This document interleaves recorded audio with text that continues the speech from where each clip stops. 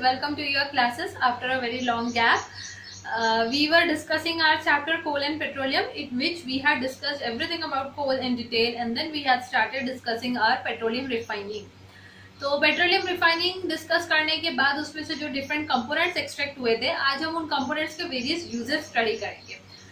तो petroleum refining से हमें मिला था बेसिकली सबसे नीचे residual oil. Residual oil is also known as reduced crude.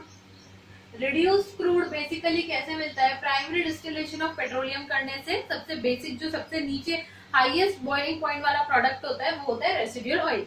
इस रेसिडुअल ऑयल का फिर से फ्रैक्शनल डिस्टिलेशन किया जाता है in vacuum. Okay, so residual oil is again fractionally distilled in vacuum to yield bitumen. जिसको एस्फाल्ट भी बोलते हैं. This bitumen is used to make roads. Whereas road के सरफेस पे बिटुमेन, जो बीच के मोटे मोटे डांबर होता है, जो सॉलिड मास होता है, वो बिटुमेन होता है. उसके ऊपर जो लिक्विड सरफेसिंग की जाती है वो कोल टार से की जाती है. इसके अलावा ये बिटुमेन यूज होता है केबल वायर्स के ऊपर की कोटिंग बनाने के लिए. ब्लैक कलर की जो केबल वायर्स में कोटिंग होती है, that is of bitumen, which is used as an insulator. Okay, next after this residual oil का फ्रैक्शनल डिस्टिलेशन करने से हमें एक बिटुमेन मिल गया. दूसरा प्रोडक्ट हमें मिलता है पैराफिन वैक्स, जो बेसिकली यूज होता है कैंडल्स बनाने के लिए. ठीक है, इसके अलावा पेट्रोलियम जेली बनाने के लिए. पेट्रोलियम जेली मतलब क्या? आपकी वैसलीन. ठीक है, वैसलीन का अगर आपने जो बॉटल होगा, जो उसका आता है कंटेनर, उसके ऊपर पड़ा होगा, वो व्हाइटिश कलर की होती है, उसके ऊपर लिखा होता है petroleum jelly. So Vaseline is that thing. इसके अलावा पैराफिन वैक्स यूज होता है कार्टन्स को वाटरप्रूफ बनाने के लिए, उनके ऊपर कोटिंग करके. नेक्स्ट हमें जो प्रोडक्ट मिलता है रेसिडुअल ऑयल के से फ्रैक्शनल डिस्टिलेशन करने के बाद, वो है लुब्रिकेटिंग ऑयल. पहला बिटुमेन था, दूसरा पैराफिन वैक्स है, तीसरा है lubricating oil. Lubricating oil is used for lubrication and for making. अच्छा, पैराफिन वैक्स से ग्रीस भी बनता है, जो लुब्रिकेशन के लिए फिर यूज किया जाता है. लुब्रिकेशन क्या होता है? जो दो चीजें हैं वो आपस में जब रब होती है तो उनके बीच में कुछ फ्रिक्शनल फोर्स क्रिएट होता है, राइट? अगर मैंने ये दो सरफेस है, इनको एक दूसरे पे रब किया, तो ये सरफेस इस तरफ मूव हो रही है और ये सरफेस किसी भी डायरेक्शन में, तो फ्रिक्शन फोर्स जो है अपोजिट डायरेक्शन में एक्ट करता है. जैसे कि आप आगे चल रहे हो तो अर्थ जो है वो आपको पीछे की तरफ फ्रिक्शन देता है, जिसकी वजह से आपकी बॉडी बैलेंस रहती है. अदरवाइज आप पूरा फोर्स आगे डालोगे, कोई फ्रिक्शन नहीं रहेगा, तो आप आगे गिर जाओगे. ठीक है, तो अर्थ पे आप कभी चल नहीं पाओगे, केले के छिलके के समान फ्लैट सीधा नीचे. तो frictional force helps us to walk on the surface of the earth. Frictional force अच्छा है कई चीजों के लिए, लेकिन जहां बहुत ज्यादा फ्रिक्शन होगा, बहुत ज्यादा दो पार्ट्स आर कंटिन्यूसली रब हो रहे हैं किसी मशीन के, तो उसमें हीट एनर्जी क्रिएट होगी, जिसकी वजह से वो मशीन के पार्ट्स का वेयर एंड टियर हो सकता है. सो फ्रिक्शन ऐसी जगहों पर रिड्यूस करना बहुत जरूरी है. फॉर एग्जाम्पल, आपकी साइकिल की चेन में, चेन के ऊपर जो पुली के ऊपर चेन घूमता है, वहां पे क्या लगाया जाता है? जनरली ग्रीस लगाया जाता है, व्हाइटिश कलर का, या फिर कोई ऑयल डाला जाता है. ठीक है, तो वो ग्रीस जो है पैराफिन वैक्स से बनता है, और जो ऑयल डाला जाता है वो होता है लुब्रिकेटिंग ऑयल, जो ब्लैकिश कलर का जनरली आपको दिखता है.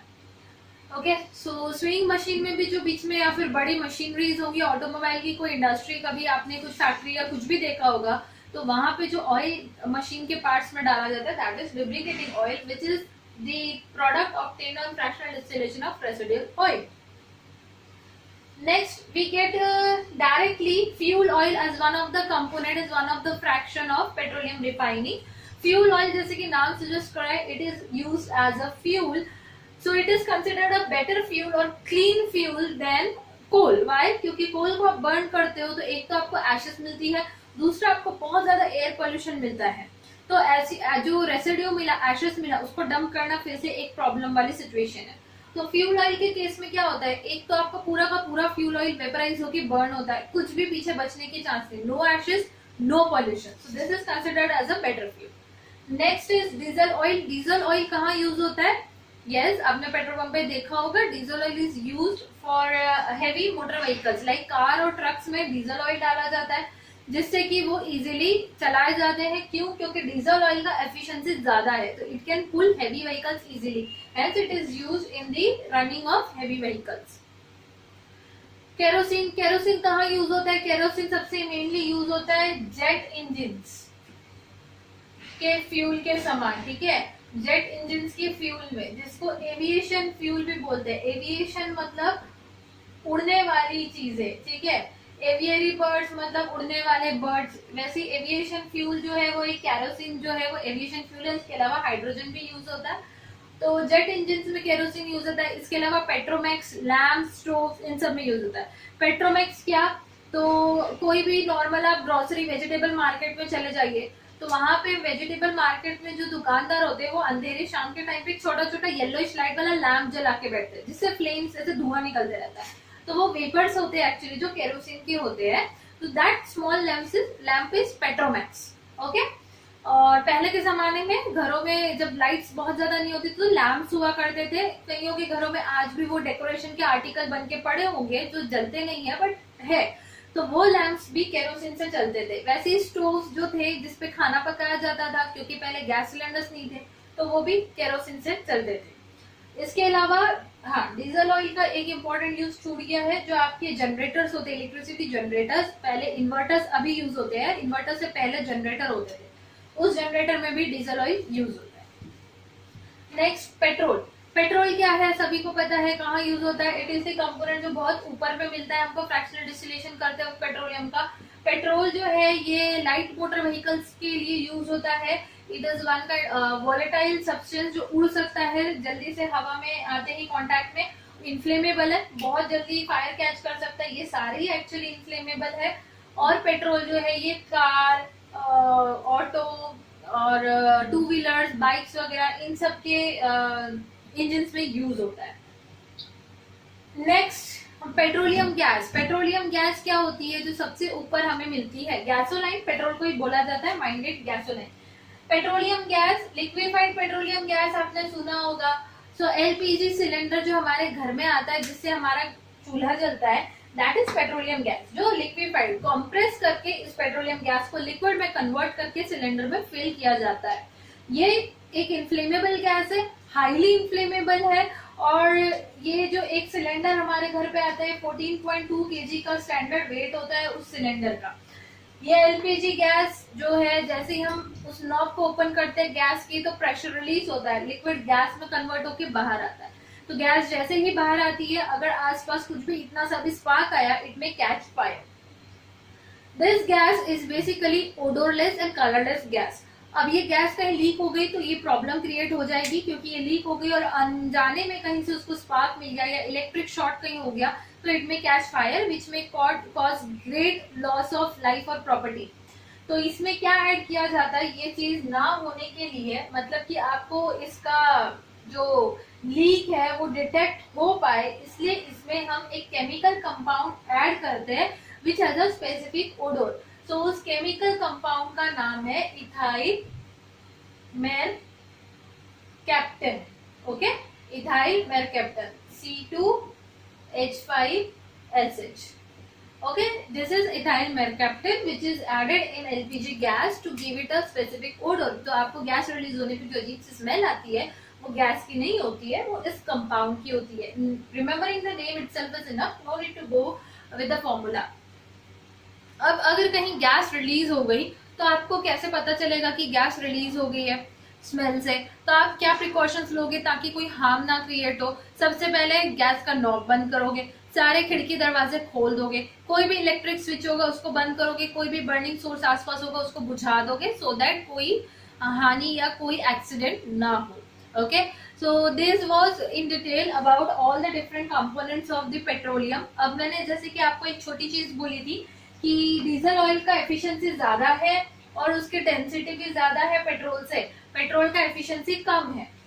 तो ये कैसे होता है और क्यों होता है, let me explain in very short. जो पेट्रोल है वो कहाँ से आ रहा है? हमारा पेट्रोलियम बेसिकली फॉसिल फ्यूल है, फॉसिल से, dead remains of marine animals. तो एनिमल्स जो थे उनके अंदर कार्बन होता था, हर लिविंग बॉडी के अंदर कार्बन मेन कंपोनेंट है। तो ये कार्बन टू कार्बन बहुत सारे एक साथ जुड़ के पॉलीमर जैसा चेन बनता है। फर्स्ट चैप्टर में हम सीख चुके हैं पॉलीमर क्या होता है। तो इस तरीके से एक बड़ा सा चेन बनता है, ठीक है। तो जितने ज्यादा कार्बन होंगे उतने ज्यादा ये बॉन्ड्स होंगे बीच में, राइट। अब ये बॉन्ड्स को ब्रेक करना पड़ेगा अगर हमें इस सब्सटेंस को जलाना है। ये सब्सटेंस को जलाना मतलब क्या? इसका एक एक कंपोनेंट जलेगा, मतलब ये बॉन्ड्स ब्रेक होगी, राइट, तभी ये जलेगा, ये अपने मेल्टिंग पॉइंट पे हीट होगा और फिर जल के खाक हो जाएगा, राइट। तो इस वजह से जब हम ऊपर से नीचे सारे प्रोडक्ट्स को देखेंगे तो सबसे लेस नंबर ऑफ कार्बन किस में होते होंगे, ये ऊपर वाले प्रोडक्ट्स में। Lubricating oil is very light in weight, okay sorry, सबसे कम किस में होंगे एक्चुअली, एलपीजी में, पेट्रोलियम गैस में सबसे लाइट वेट है ये, इसमें इसका डेंसिटी कम है, इसमें कार्बन का नंबर कम है, इसका चेन छोटा है, इस वजह से इसका मेल्टिंग पॉइंट, बॉइलिंग पॉइंट बहुत कम है, इसीलिए ये फ्रैक्शनल डिस्टिलेशन के दौरान सबसे ऊपर मिलता है। इसका बॉइलिंग पॉइंट क्यों कम है, because it has least number of carbon का चेन। जैसे जैसे कार्बन बढ़ते जाएंगे चेन में, वैसे वैसे डेंसिटी बढ़ते जाएगी सब्सटेंस की, और वैसे वैसे ही उसका बॉइलिंग पॉइंट भी बढ़ते जाएगा। मुझे ज्यादा एनर्जी देनी पड़ेगी क्योंकि मुझे ज्यादा नंबर ऑफ बॉन्ड्स ब्रेक करना है। तो इस हिसाब से सबसे ज्यादा बॉइलिंग पॉइंट किसका है, रेसिडुअल ऑयल का। सबसे हैवी डेंसिटी किसके, रेसिडुअल ऑयल की। सबसे ज्यादा कार्बन किसके चेन में, रेसिडुअल ऑयल के। Okay, so this is the concept. अब जितना ज्यादा कार्बन होगा उतना ज्यादा उसका बर्निंग एफिशिएंसी होगा और उतना ही ज्यादा वो गुड फ्यूल होगा। तो डीजल इसीलिए ज्यादा एफिशिएंट है क्योंकि इसमें तकरीबन 30 to 40 कार्बन चेन्स होती है, ठीक है, वेयरएज पेट्रोल में 16 to 20 कार्बन चेन्स होती है। तो ये बहुत ज्यादा बड़ा डिफरेंस है। इस वजह से डीजल हैवी व्हीकल में यूज होता है और पेट्रोल लाइटर व्हीकल्स में यूज होता है। तो जो हमारा लिक्विफाइड पेट्रोलियम गैस है, it has a calorific value of 50 kilo joule per gram, ठीक है। 1 ग्राम अगर आप इसको बर्न करते हो तो आपको 50 किलो जूल एनर्जी मिलता है, जो बहुत ज्यादा है, ठीक है। सबसे हाईएस्ट 55 किलो जूल होता है which is given out by hydrogen gas, उसके बाद एलपीजी है, फिर हमारा सीएनजी गैस है। तो ये तीनों ही बहुत ज्यादा एनर्जी प्रोड्यूस करते हैं, तो ये बहुत ज्यादा स्ट्रॉन्ग एफिशिएंट फ्यूल्स माने जाते हैं। कैलोरीफिक वैल्यू क्या होता है, amount of heat release in joule by burning 1 unit mass of any fuel। अब हम आगे देखते हैं, एक आगे IPCL, Indian petrochemical corporation limited, IPCL. It is a unit in India जो बेस्ड है बेसिकली वडोदरा में, गुजरात में। तो ये यूनिट यूज होता है, ये पेट्रोलियम जो रिफाइन होके हमारे पास पहुंचता है, इससे रॉ प्रोडक्ट्स बनाने के लिए जो हमारे फाइबर्स को बनाने में हेल्प करते हैं। जैसे कि आपको पता है कि सूरत टेक्सटाइल इंडस्ट्री माना जाता है, सूरत में बहुत अच्छा और बहुत ज्यादा कपड़ा मिलता है। क्यों मिलता है वहां पे, क्योंकि वहां पे ही पास में वडोदरा में हमारे पास आईपीसीएल यूनिट है जो बहुत ज्यादा अच्छी तरीके से पेट्रोलियम रिफाइन करके रिफाइंड पेट्रोल से रॉ मटेरियल बनाता है, जिसको हम पेट्रोकेमिकल बोलते हैं। So petrochemicals are the raw materials extracted from the petroleum after its refining, which is used for the manufacturing of fibers. So that was all about petroleum and its refining and the different components of it. अब एक छोटा सा table होगा which I will be sharing with you in the group, which will be about the uses of different components in detail, और उसमें कितना carbon chain होता है एक प्रॉपर कंपोनेंट में, तो आप अपने नोटबुक में नोट डाउन कर सकते हैं। Now moving ahead towards our next topic, which is natural gas. Natural gas क्या होता है और कहाँ से मिलता है, आपको याद है, हम पढ़ चुके हैं। ओके, सो गुड, करेक्ट, कुछ बच्चों को याद आ गया होगा, I am sure. So natural gas हमें पेट्रोलियम के ऊपर में जो सरफेस होता है, वेकेंट स्पेस, वहां पे कैप्चर्ड मिलता है अर्थ के सरफेस के अंदर, right. So natural gas occurs at the vacant space above petroleum under the earth crust.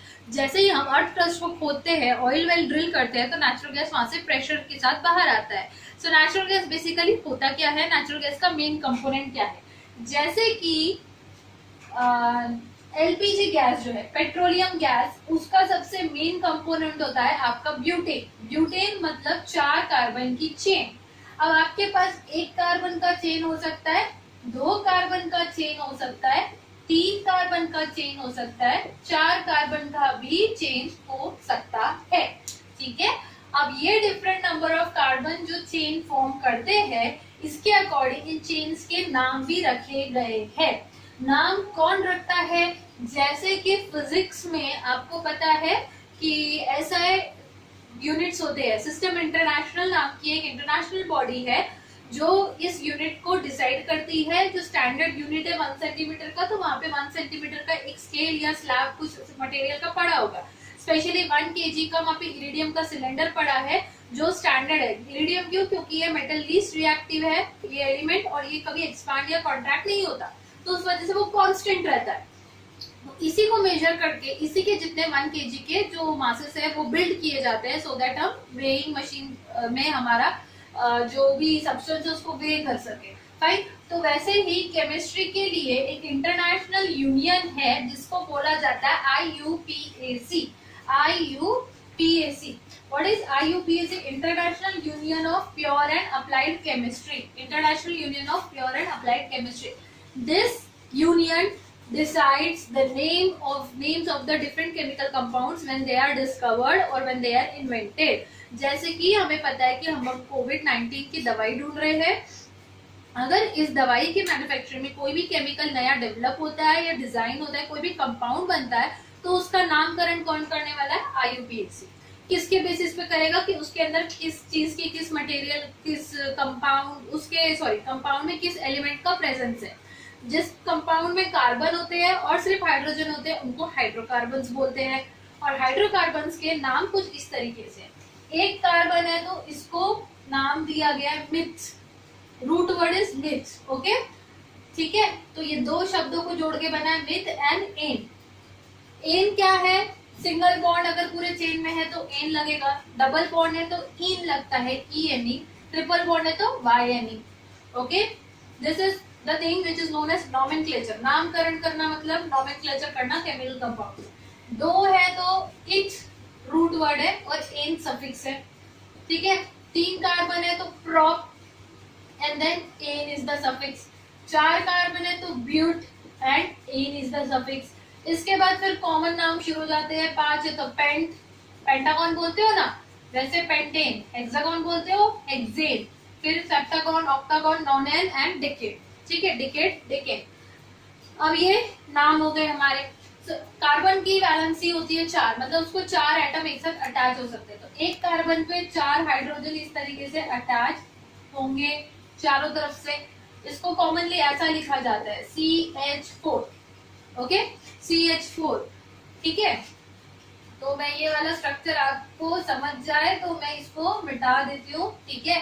यहाँ पे अब 4, तो एक कार्बन को ऑलरेडी एक कार्बन जुड़ा है तो बची कितनी स्पेस? 3, राइट। तो यहाँ पे 3 हाइड्रोजन जुड़ेंगे, CH3, CH3। इथेन, इस कार्बन पे भी 3 जुड़ेंगे। इस कार्बन के 2 कंप्लीट हो चुके हैं वैलेंसी बॉन्ड, जो भी है उसका कैपेसिटी टू अटैच। तो 2 बची है, 4 रहती है ना, 2 कंप्लीट हो चुकी है कैपेसिटी, 2 बची है तो इस पे लगेगा CH2, है ना, ऊपर नीचे एक एक H। इस कार्बन की एक कैपेसिटी फिल हो गई 3, यहाँ पे 3, यहाँ पे 2, यहाँ पे 2, यहाँ पे 3, इस तरीके से। ओके, तो ये मेरा हाइड्रोकार्बन का चेन बन गया है जो मेरे different compounds which are present in petroleum या फिर कोल उनमें होता है। अब मेरे पेट्रोल में से जो गैस आती है LPG, पेट्रोलियम गैस, उसके अंदर सबसे मेजॉरिटी अमाउंट में होता है ब्यूटेन। 85% होता है ब्यूटेन, ठीक है। उसके बाद होता है थोड़ा सा 5-10%, 15% प्रोपेन, इथेन। प्रोपेन, इथेन ये दोनों होते हैं, ठीक है। जो मेरा नेचुरल गैस है पेट्रोलियम के ऊपर से मिलता है ऑयल वेल में, उसमें होता है मीथेन। पूरा का पूरा मेजॉरिटी 95% उसमें मीथेन होता है, 95 to 98%। सो मीथेन क्या है? हमारा नेचुरल गैस का सबसे बड़ा मेजर कंपोनेंट है। नेचुरल गैस कहाँ कहाँ से मिलती है? एक तो ऑयल वेल से, दूसरा मार्शी लैंड से। जो दलदल है, ठीक है, उसको मार्शी लैंड बोलते हैं, तो वहां से भी मीथेन गैस रिलीज होता है। तो मीथेन गैस का दूसरा नाम है Marsh gas. Marsh gas, methane gas, Marsh gas या फिर नेचुरल गैस बोला तो एक्चुअली इनके कंपोनेंट सेम ही है डिटेल में स्टडी किया जाए तो। Okay okay, so natural gas के क्या यूजेस है और उसके फायदे क्या है? सो नेचुरल गैस का बेसिकली यूज क्या है? It is use as a fuel, क्योंकि इसकी एफिशिएंसी बहुत ज्यादा है। एक तो ये लाइट इन वेट है, ऊपर से ये गैसियस कंपोनेंट है, so it Burns completely without leaving any residue. It is a clean fuel. It does not produce any smoke as it burns completely. कोल में क्या होगा? कुछ कार्बन पार्टिकल्स अनबर्न्ड रह जाते हैं, वैसे डीजल और पेट्रोल में कुछ अनबर्न्ड कार्बन पार्टिकल रह जाते हैं, जिसकी वजह से गाड़ी के साइलेंसर में से बहुत गंदा धुआं निकलता है, काला काला, राइट। तो वो काला धुआं क्या होता है? अनबर्न्ड कार्बन पार्टिकल्स जो स्मोक के साथ बाहर आ रहे हैं। बट नेचुरल गैस में ऐसा नहीं होता। नेचुरल गैस जो है ये पूरी तरीके से बर्न होता है। तो आपने देखा होगा जो रिक्शाज है बेसिकली दिल्ली साइड पे या फिर मेट्रो सिटीज में, वो बेसिकली सीएनजी सिलेंडर्स यूज कर रहे हैं। सो सीएनजी सिलेंडर वाले गाड़ी पे कभी भी आपने पीछे धुआं नहीं देखा होगा इतना गंदे तरीके से ब्लैक स्मोक निकलते हुए, क्योंकि यही खासियत है, natural gas compost completely, it produces very huge amount of energy, तो उसका एफिशिएंसी बहुत अच्छा है। और इसके अलावा ये एक स्मोकलेस, पॉल्यूशनलेस, क्लीन फ्यूल है, ठीक है। सो ये गिव रीजन पूछा जाता है, why natural gas is considered as a clean fuel. और हाँ, बस लास्ट पॉइंट एक रह गया है कि नेचुरल गैस कहाँ कहाँ यूज होता है, तो ये हम थोड़ा सा इन शॉर्ट अगले क्लास में कवर कर लेंगे, बट मैं इन शॉर्ट आपको एक एंडिंग चीज बता देती हूँ। पॉल्यूशन कैसे होते हैं आपके फ्यूल्स को या फिर कोई भी चीजों को, कोल एंड पेट्रोलियम को यूज करने की वजह से। एक तो आपने बहुत ज्यादा यूज किया तो ये नॉन रिन्यूएबल है, खत्म हो जाएंगे, ये ड्रॉबैक है। दूसरा, इनके कंबशन से एयर पोल्यूशन होता है, कार्बन डाइऑक्साइड, कार्बन मोनोऑक्साइड जैसी हार्मफुल गैसेस रिलीज होती है, एयर पोल्यूशन, ठीक है। इसके अलावा और क्या होता है, अगर हम इनको बहुत ज्यादा यूज करते हैं, जो एयर पोल्यूशन होता है उसमें कार्बन डाइऑक्साइड एटमॉस्फेयर में ट्रैप होता है, जिसकी वजह से एक ब्लैंकेट जैसा बनता है एटमॉस्फेयर में, जो हीट एनर्जी सनलाइट के अंदर आती है उसको वापस रिफ्लेक्ट नहीं होने देता है अर्थ के सरफेस से। इस वजह से अर्थ का टेम्परेचर बढ़ते जाता है।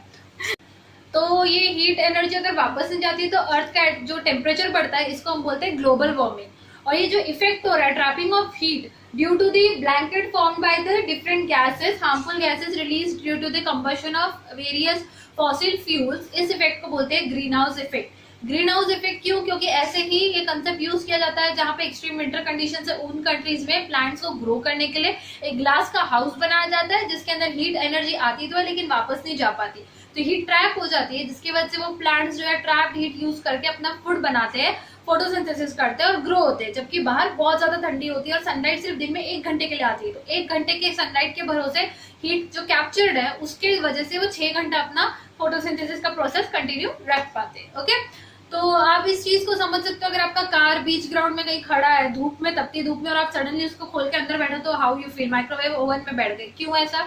क्योंकि उसमें भी ग्रीन हाउस इफेक्ट हुआ है, हीट जो है एनर्जी वो ग्लास के थ्रू अंदर आई है लेकिन बाहर वापस नहीं जा पाई है। ग्लास एनर्जी को लाता है पर जाने नहीं देता है।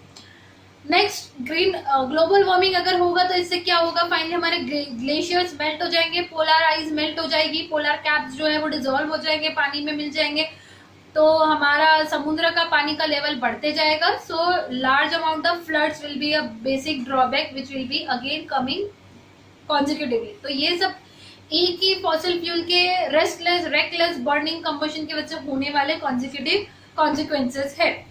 So what are the remedies on this?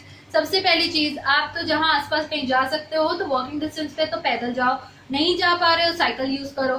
Third, अगर गाड़ी चलाते हो तो उसको 45 to 50 की स्पीड पे बीच में ही मेंटेन करो। 45 इज द एवरेज स्पीड, जो इकोनॉमी स्पीड है। अगर आप अपनी गाड़ी का स्पीडोमीटर चेक करोगे तो उसपे ग्रीन रेंज दिखता है एक, ठीक है, मीटर के ऊपर। That green range is known as economy, जहां पे गाड़ी वेल मेंटेन चलती है, पेट्रोल कम कंज्यूम होता है और आपका पेट्रोल सेव होता है, फॉसिल फ्यूल का कंबशन कम होता है तो पॉल्यूशन कम होता है। जहां भी आपको सिग्नल्स दिखे, red signal, turn off your vehicle, tell your parents to turn it off, ठीक है। This is a very good habit.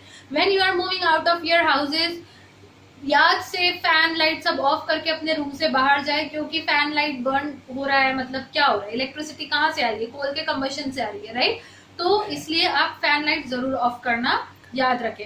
So these are the few ways to conserve fossil fuels. इसके अलावा और भी डिफरेंट वेज हो सकते हैं जो आप खुद अपने कॉमन सेंस से आप समझ के या फिर उनको अपने डेली लाइफ में यूज कर सकते हो। So that's all for the day. Thank you and have a good day. इसी के साथ हमारा चैप्टर कवर होता है, खत्म होता है। एक छोटा सा पार्ट है which will be seeing while starting our next chapter itself. Okay, so Saturday we'll be having a test. Stay tuned. Thank you. Have a good day.